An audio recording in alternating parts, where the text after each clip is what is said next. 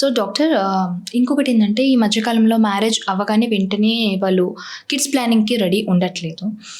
So వాళ్ళు కొందరు pills వేసుకోవడం డాక్టర్ సజెషన్స్‌తో పిల్స్ వేసుకోవడం లేకపోతే దాన్ని ఎలా అంటే లైక్ కాపర్ టీస్ సో వాటిని యూజ్ చేస్తూ ఆ టైంని ఎక్స్టెండ్ చేస్తున్నారు. పిల్స్ కానీ కాపర్ టీ కానీ ఎంతవరకు సేఫ్? ఫర్టిలిటీ ప్లానింగ్ అనేది ఈ మధ్యకాలం because of education important. Yes, కరెక్టే, పిల్స్ వాడతారు, బట్ కాపర్ టీ వాడతారు. OC pills are safe. అంటే ఓరల్ కాంట్రాసెప్టివ్ పిల్స్ అంటాము. These are safe to postpone the fertility. But రీసెంట్గా because we have poor fertility trends, as a fertility consultant నేనైతే suggest చేయను postponing fertility. Okay. ఎందుకు అంటే yes, మనం age అవుతున్న కొద్దీ మన ఫర్టిలిటీ రేట్ తగ్గిపోతుంది. ఏజ్ అవుతున్న కొద్దీ we can still work and we can earn. Okay. అంటే మనం డబ్బులు పెద్ద అవుతున్నా సంపాదించవచ్చు, కానీ ఫర్టిలిటీ రేట్ ఏజ్ మనం చేతిలో లేకపోతే కన్సెప్షన్లో డిఫికల్టీ వస్తుంది. Okay. So as a fertility consultant I don't suggest postponing fertility అనమాట. ఓకే. యాక్చువల్లీ ఏంటంటే ఈ పిల్స్ విషయానికి వచ్చేసరికి కొందరేమో ఏం సైడ్ ఎఫెక్ట్స్ ఉండవు, బాగుంటుంది వేసుకోండి. ఇంకొందరు ఏమంటారు మీరు 2-3 years ఇలా పిల్స్ వేసుకుంటూ వెళ్తుంటే మీరు బాడీకి హార్మోన్స్కి అలవాటు అయిపోతుంది. సో మీరు కావాలనుకున్నప్పుడు అవి హార్మోన్స్ రెడీగా ఉండవు కన్సీవ్ అవ్వడానికి అని కొందరు అంటారు. సో దీని గురించి మీరేం చెప్తారు? So fertility OC pills are actually designed for couples who want to postpone the fertility అండి. కాకపోతే దానికి కొన్ని కండిషన్స్లో, అంటే బాగా ఒబీస్ ఉన్నవాళ్ళు, ఏదైనా హార్ట్ కండిషన్స్ ఉన్నవాళ్ళు, లివర్లో ఏదైనా ప్రాబ్లమ్స్ ఉన్నవాళ్ళు ఇవి యూస్ చేసినా దాని ఎఫెక్ట్ తక్కువగా ఉంటుంది అనమాట. సో అందుకే ఓసీ పిల్స్ అనేవి జస్ట్ మెడికల్ షాప్కి వెళ్ళి తెచ్చుకోకుండా డాక్టర్ అడ్వైస్తో యూస్ చేయడం is a better option. Okay. Yes, long టర్మ్గా యూస్ చేస్తే ఏమవుతుంది అంటే వాటి వల్ల లాంగ్ టర్మ్ సైడ్ ఎఫెక్ట్ ఏమి ఉండదు, అది ఫర్టిలిటీని ఏం కట్ చేయదు. కానీ ఫర్టిలిటీ ఇవాల్యుయేషన్ అర్లీ ఏజ్లో చేయలేదనుకోండి, ఇప్పుడు ఫర్ సపోజ్ ఒక కపుల్కి వాళ్ళకి AMH తక్కువ ఉంది, ఎగ్ రిజర్వ్ తక్కువ ఉంది అని తెలియదు, they are continuously using the OC pills. So వాళ్ళ ప్రైమ్ ఏజ్ ఆఫ్ ఫర్టిలిటీ అనేది మిస్ అయిపోతుంది అనమాట. Okay. That is the reason. Otherwise they అంటే అంత ఫేటల్ సైడ్ ఎఫెక్ట్స్ అయితే డాక్టర్ని కన్సల్ట్ చేసి తీసుకుంటే అయితే పెద్దగా ఏముండవు. ఓకే. సో కొందరు ఏమంటారంటే కాపర్ టీకి వెళ్తే బెటర్ పిల్స్తో కంపేర్ చేస్తా అని కొందరు అంటారు. బట్ ఇంకొందరు ఏం చెప్తారు, ఆల్రెడీ ఒక బేబీ కన్న తర్వాత మీరు గ్యాప్ కోసం you can use copper T అని కొందరు చెప్తారు. సో మ్యారేజ్ అవ్వగానే సో కాపర్ టీని యూజ్ చేయొచ్చా, అంటే ప్రెగ్నెన్సీ ప్లాన్ అవ్వకముందు? So copper T is for spacing of births అండి. అంటే యాక్చువల్లీ చెప్పాలంటే ఒక బేబీ పుట్టిన తర్వాత మీరు మీ బాడీ రెజ్యుమినేట్ అవ్వడానికి, మీకు సిజేరియన్ సెక్షన్ అయితే స్కార్ హీల్ అవ్వడానికి you need some time, at least 18 months of time. ఆ టైంలో ఫర్టిలిటీ పోస్ట్పోన్ చేయడానికి copper T is the best option. Okay. But copper T అనేది ఫస్టే అంటే ఇమీడియట్గా పెళ్ళైన వెంటనే అయితే యూజ్ చేయడానికి it's not a good option అనమాట. Okay. It's for spacing of births. Reason ఏంటి డాక్టర్? అంటే కాపర్ టీ అనేది ఇట్స్ ఇన్వేజివ్ థింగ్, మనం యూట్రస్లోకి ఇన్సర్ట్ చేయాలి అది. సో యూజువలీ ఒక డెలివరీ అయిన తర్వాత the cervix will be open and it will be easy to insulate. Already అంటే ఒక చైల్డ్ కూడా పుట్టకపోతే it will be much difficult, cervix is very thin.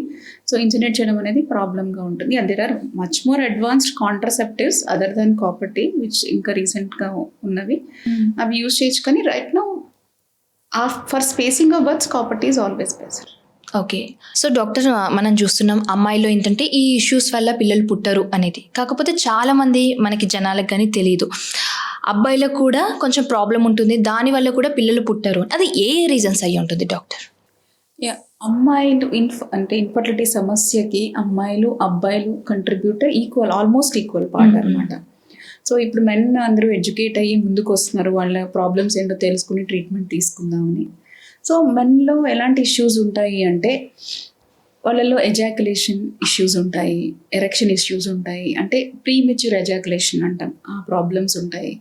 And semen అనాలిసిస్లో కూడా సెమెన్ కౌంట్ అనేది తక్కువ ఉండడము, లేకపోతే నార్మల్ ఫామ్ అంటే నార్మల్గా కనబడే స్పర్మ్, అంటే స్పర్మ్లో హెడ్, నెక్ పీస్, టెయిల్ అని ఉంటాయి అనమాట. ఆ పార్ట్స్ అన్నీ కరెక్ట్గా ఉండని స్పర్మ్స్ ఎక్కువగా ఉండడము, అబ్నార్మల్ ఫార్మ్స్ అనేవి ఎక్కువగా ఉండడము, లేకపోతే మొటిలిటీ అంటే స్పర్మ్ మెయిన్ ఇంపార్టెంట్ థింగ్ ఏంటంటే ప్రోగ్రెసివ్ మొటిలిటీ అంటాం, అంటే స్పర్మ్ ఇలా ఈదుకుంటూ ముందుకు వెళ్ళాలి. అలా ఈదగలిగే స్పర్మ్ కౌంట్ అనేది తక్కువ ఉండడము, ఇలా మల్టిపుల్ రీజన్స్, అసలు స్పర్మ్ కౌంటే లేకపోవడము. సో ఇలాంటి రీజన్స్ అన్నిటి వల్ల వాళ్ళలో మేల్ ఇన్ఫర్టిలిటీ అనేది ఉంటుందన్నమాట. సో వాటికి రీజన్స్ ఏంటి మ్యామ్? సో రీసెంట్ ట్రెండ్స్ ప్రకారం చాలా రీజన్స్ ఉంటాయన్నమాట. కౌంట్ తక్కువగా ఉండడానికి హీట్ ఎక్స్పోజర్ మెయిన్గా మెన్కి, అంటే లాంగ్ బైక్ డ్రైవ్ చేసేవాళ్ళు, సన్లో పనిచేసేవాళ్ళు, హీట్ దగ్గర పనిచేసేవాళ్ళు, వాళ్ళకి ప్రాబ్లం ఉంటుంది. And alcohol, smoking has a very very bad effect on sperm health అనమాట. డైరెక్ట్లీ ద స్పర్మ్ ప్రొడక్షన్నే ఎఫెక్ట్ చేస్తుంది. సో ఈ ఎక్కువ ఎక్స్పోజర్ టు ఎలక్ట్రోమాగ్నెటిక్ రేడియేషన్ అనమాట. ఈ సాఫ్ట్వేర్ ఇంజనీర్స్ వాళ్ళు ల్యాబ్స్ మీద ల్యాప్టాప్ పెట్టుకుని వర్క్ చేయడము, అంటే లోవర్ పాకెట్లో మొబైల్ ఫోన్స్ పెట్టుకోవడము. సో సెక్షువల్ ఆర్గన్స్కి దగ్గరగా ఎలక్ట్రోమాగ్నెటిక్ రేడియేషన్ వల్ల స్పర్మ్ కౌంట్, క్వాలిటీ, మొటిలిటీ అన్నీ తగ్గడం జరుగుతుంది. ఓకే. సో డాక్టర్, ఇలాంటి ఇష్యూస్ ఉన్నప్పుడు మేల్ రిలేటెడ్ వాటికి ఎలాంటి ట్రీట్మెంట్స్ ఉన్నాయి 49 నుండి? సో మేల్ రిలేటెడ్ ప్రాబ్లమ్స్కి 49లో వీ హ్యావ్, అంటే అసలు స్పర్మ్ కౌంట్ లేని వాళ్ళకి టీజా అనే పద్ధతి ఉంటుంది, మైక్రో టీజా అనే పద్ధతి ఉంటుంది. సో అంటే టెస్టిస్లోంచి స్పర్మ్ తీసి వాళ్ళ స్పర్మ్ ఎక్స్ట్రాక్ట్ చేసి ట్రీట్మెంట్ ఇవ్వడం అనేది ఉంటుంది. అంటే సివియర్ ఇంకా వారికోసీల్ ప్రాబ్లం ఉన్న వాళ్ళకి వారికోసీలెక్టమీస్ చేస్తాము. ఇలా మల్టిపుల్ ట్రీట్మెంట్స్ అనేవి ఉంటాయి అన్నమాట మేల్ ఫర్టిలిటీ ఇష్యూస్కి. ఓకే. అండ్ ఫీమేల్ వర్షన్కి వచ్చేసరికి ఎలాంటి ట్రీట్మెంట్స్ ఉంటాయి? సో ఫీమేల్ వర్షన్ అంటే అంటే ఫీమేల్ మేల్ అని కాదు, we treat a couple. Okay. So అలా ఫీమేల్ వచ్చేసరికి అంటే IUI ట్రీట్మెంట్స్ అనేవి అవైలబుల్గా ఉన్నాయి. IVF is available, IVF ICSI, and ఇంకా advanced techniques INSEE is also available with us. అంటే advanced techniques and we use microfluidics అనే కొత్త పద్ధతి స్పర్మ్ ప్రిపరేషన్ టెక్నిక్స్లో వాడతాం అనమాట. సో అది మంచిగా సక్సెస్ రేట్స్ అనేవి ఇంప్రూవ్ చేయడానికి ఉపయోగపడుతుంది. ఇప్పుడు మీరు చెప్పిన నేమ్స్ అన్నీ కూడా సో దేనికి ఏ విధంగా చేస్తారో ట్రీట్మెంట్ చేస్తారో ఒకసారి ఎక్స్ప్లెయిన్ చేస్తారా? సో కమింగ్ టు IUI అంటే ఇంట్రా యూట్రైన్ ఇన్సెమినేషన్ అనమాట. సో ఇది యూజువల్గా unexplained infertility, male factor infertility, ఈ ప్రాబ్లమ్స్ ఉన్న వాళ్ళకి ఈ IUI అనే పద్ధతి వాడతాం అనమాట. Next coming to IVF and ICSI. ఇది చాలా ఇన్ఫర్టిలిటీ, అంటే విమెన్ ఉన్నారు, వాళ్ళలో ఎగ్ కౌంట్ బాగా తక్కువ ఉంది, ట్యూబల్ బ్లాక్స్ ఉన్నాయి, and severe male factor infertility, అంటే బాగా కౌంట్, బాగా మొటిలిటీ తక్కువ ఉన్న వాళ్ళలో ఈ IVF అండ్ ICSI పద్ధతి యూజ్ చేస్తాము. అండ్ ఇంతకుముందు మల్టిపుల్ ఫెయిల్యూర్స్ ఉన్నాయి, అలాంటి వాళ్ళల్లో మనం మైక్రోఫ్లూయిడిక్స్ అనే పద్ధతి ద్వారా స్పర్మ్ ప్రిపరేషన్ అనేది చేస్తాము.